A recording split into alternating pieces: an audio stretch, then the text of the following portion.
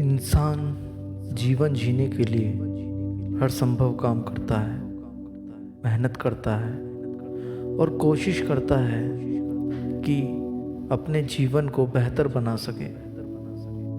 जीवन को बेहतर कैसे करना है, इसके बारे में जानकारी होनी चाहिए। हर आदमी के पास इतना ज्ञान नहीं होता कि वह जीवन को सही ढंग से व्यवस्थित कर सके, और जो लोग इन बातों को जानते हैं कि जीवन को कैसे व्यवस्थित करना है, अक्सर वो किसी से ये बातें बताते नहीं हैं। और देखने को यह भी मिलता है कि इस तरह के समझदार लोगों की बातें कोई सुनना भी नहीं चाहता। जीवन कैसा हो सकता है, इसके बारे में जो नहीं सोच रहा है, वास्तव में उसका जीवन खतरे में है। भावनाएं और इच्छाएं जीवन को भटकाती हैं और इसलिए इन्हें नियंत्रित रखना चाहिए। भावनाओं और इच्छाओं को एक तरफ रख के हमें ये सोचना होगा कि हमारा जीवन इस समय कैसा है और भविष्य में यह कैसा हो सकता है। हमारे जीवन में कुछ ऐसे मुख्य बिंदु हैं जो बहुत महत्वपूर्ण हैं, और सबसे पहला है हमारी जीवन शैली। जीवन में हमें अपनी जीवन शैली को सही रखना चाहिए, अपनी लाइफस्टाइल को बिल्कुल सही रखना चाहिए। इसका प्रभाव जीवन पर ऐसा पड़ता है जिससे जीवन बन भी सकता है और बिगड़ भी सकता है। एक आदर्श जीवन शैली वही है जो इंसान को व्यवस्थित करती है। इसे सही करना होगा, ये बहुत महत्वपूर्ण है। अगर अपनी जीवन शैली ही ठीक नहीं है तो भला जीवन कैसे सही हो सकता है। अपनी दिनचर्या निर्धारित करनी होगी, नियम बनाने होंगे और उन नियमों का पालन करना होगा। इसके बिना ना जीवन शैली व्यवस्थित होगी और ना जीवन व्यवस्थित होगा, और ना हम जीवन में कुछ कर पाएंगे।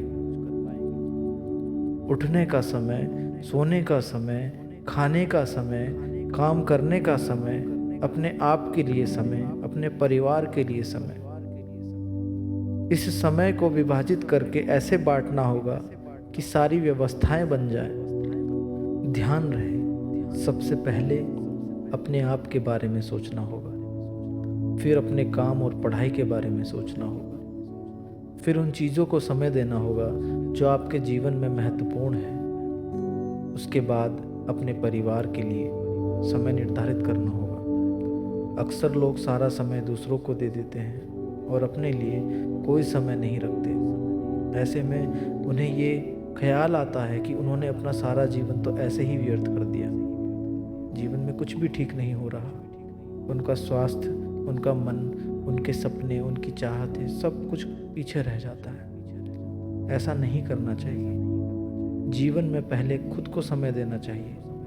अपने जीवन में जब इंसान खुद ठीक रहेगा तभी वह दूसरों को अपने जीवन का हिस्सा बना सकता है, और जो इंसान खुद ठीक नहीं होता वह दूसरों के जीवन का हिस्सा नहीं बन सकता, और ना ही कोई ऐसे इंसान को अपने जीवन का हिस्सा बनाना चाहता है जो खुद अपने जीवन को व्यवस्थित नहीं रख पा रहा।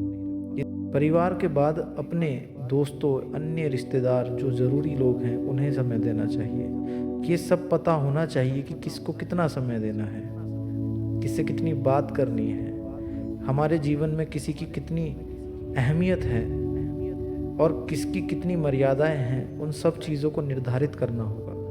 हम सबको एक जैसा नहीं समझ सकते, हम सबके लिए एक जैसे नहीं हो सकते, और हमें होना भी नहीं चाहिए।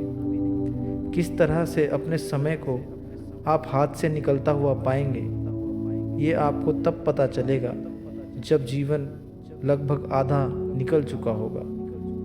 जब पढ़ने का, सीखने का समय निकल जाता है और जीवन में कुछ करने का समय आता है, तब इंसान महसूस करता है कि उसने अपना सारा सीखने का समय दूसरों के लिए गंवा दिया, अपने दोस्तों, अपने परिवार, रिश्तेदार के लोगों के लिए सोचने में ही गंवा दिया। अपने लिए उसने कुछ सीखा ही नहीं, और जब करने का समय आया तो लोग उसकी मजाक उड़ाते हैं, लोग उस पर हंसते हैं, ताने देते हैं कि उसने अपने जीवन में ऐसा कुछ नहीं सीखा कि वो कामयाब हो सके, वो आगे बढ़ सके। और तब इंसान अपने आप को कमज़ोर महसूस करता है और बेकार महसूस करता है, नकारात्मक महसूस करता है। परंतु ऐसा नहीं है। जीवन में सीखने के लिए, कुछ करने के लिए थोड़ा भी समय अगर इंसान अपने आप को दे तो वो बहुत जल्दी तरक्की कर सकता है। ऐसा नहीं है कि वह सीखने के लिए अलग से समय निकाले और करने के लिए अलग से समय निकाले। जब जीवन में कुछ ना बचे तब सब कुछ बचा होता है। इस बात को समझना पड़ेगा। ये जीवन क्या है? इस जीवन के बारे में लोग तुम्हें बहुत सी राय देंगे, लेकिन मैं कहता हूँ कि जब से हम पैदा हुए हैं और जब तक हमें मरना है, उसके बीच जो समय है वही हमारा जीवन काल है, वही हमारा जीवन है। समझने की बात यह है कि हमारे पास जो जीवित रहते हुए समय है, बस यही तो ज़िंदगी है। अब हमें ये देखना होगा कि हमारा ये जीवन, हमारा ये समय हम किसे दे रहे हैं, किन चीज़ों को दे रहे हैं। कहीं हम अपने समय को, अपने जीवन को व्यर्थ तो नहीं कर रहे, और ये समय हम जिन्हें दे रहे हैं वो हमारे जीवन में कितनी दूर तक हमारे साथ चलेंगे। संसार में आए और चले गए, ऐसा जीवन जीने का क्या फ़ायदा। जो लोग आज साथ हैं, अगर वो कल छोड़ जाएंगे तो जो समय उन्हें दिया है वो सब तो बेकार चला जाएगा। इसलिए सबसे पहला समय खुद को दो, क्योंकि सबसे पहले हम अपने साथ खड़े हैं, तभी कोई हमारे साथ खड़ा रह सकता है। जब किसी लायक होंगे, किसी काबिल होंगे तो सारी दुनिया हमारे साथ खड़ी हो जाएगी। जब हम में कोई कमी होगी तो लोग हमें छोड़ जाएंगे। और संसार में इस समय के बारे में एक बात हमेशा याद रखनी चाहिए, इंसान रुक सकता है, गतिविधियां रुक सकती हैं, सब कुछ रुक जाएगा, लेकिन समय अपनी गति से चलता रहेगा। ये समय कभी किसी के लिए नहीं रुकता। अंत में बूढ़े और कमज़ोर हो जाने के बाद जब इंसान हिसाब लगाता है तो उसे लगने लगता है कि उसने अपने जीवन में अपने लिए कुछ भी नहीं किया। इसीलिए सदैव ये ध्यान रखना चाहिए कि अपने बारे में ज़रूर सोचें। सबको छोड़ देना अपने बारे में सोचना नहीं होता। अपने बारे में सोचकर, खुद को समृद्ध बनाकर, खुद को शक्तिशाली बनाकर अपने लोगों को अपने साथ लेकर चलना, ये होता है जीवन। ज़रा सोचो, आप अपने जीवन में जिस जगह, जिस हालात में हो, वहाँ आपके काम कौन आता है? क्या ये समाज के लोग, या वो लोग जो आपको राय मशवरे देते हैं, जो आपको ताने देते हैं, क्या वो लोग आपके कभी काम आते हैं? नहीं, वे लोग कभी काम नहीं आएंगे। वे बस तुम्हारी कमियां तुम्हें बताएंगे, असफलताएं गिनवाएंगे और तुम्हारा मजाक उड़ाएंगे। अंत में सब उसी ही की बात करते हैं जो कामयाब है, जिसके पास धन है, संपत्ति है। और आप तो खुद भी ऐसे ही हैं।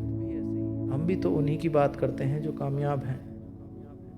जो कामयाब नहीं है उन्हें हम कमज़ोर मानते हैं। सारा संसार ही ऐसा है। तो अपना जिक्र हम किन लोगों में चाहते हैं, ये निर्णय लेना होगा और तैयारी करनी होगी कि अपने आप को किन लोगों में गिनवाना है। ये तो तभी संभव होगा जब जीवन में व्यवस्था होगी, नियम होगा।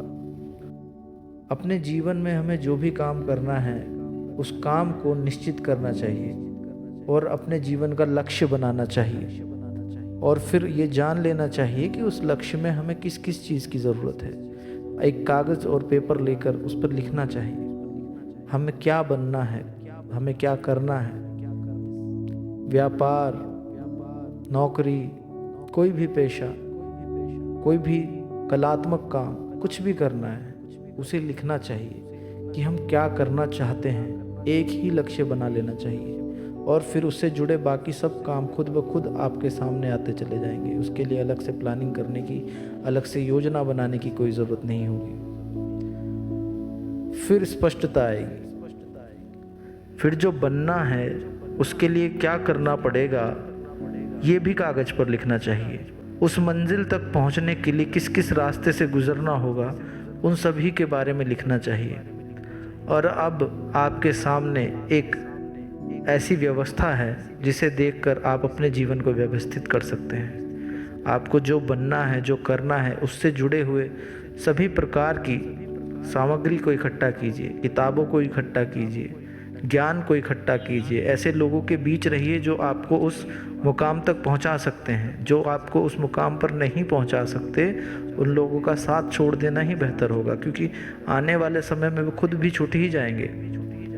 जो लोग हमसे बड़े हैं, जो कामयाब हो चुके हैं, उनके भी दोस्त थे, उनके भी रिश्तेदार थे, उनके भी घर वाले थे, लेकिन एक कामयाब आदमी वही होता है जो सब कुछ पीछे छोड़कर केवल आगे बढ़ता रहता है। जो साथ रह सकता है वह रहता है, लेकिन आदमी नहीं रुकता, वह कामयाबी की तरफ बढ़ता रहता है।